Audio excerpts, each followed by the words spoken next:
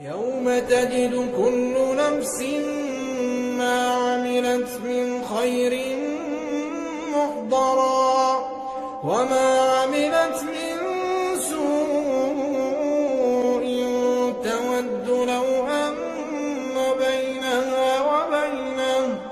تود لو أن بينها وبينه أمدا بعيدا ويحذركم الله نفسه والله رءوف بالعباد.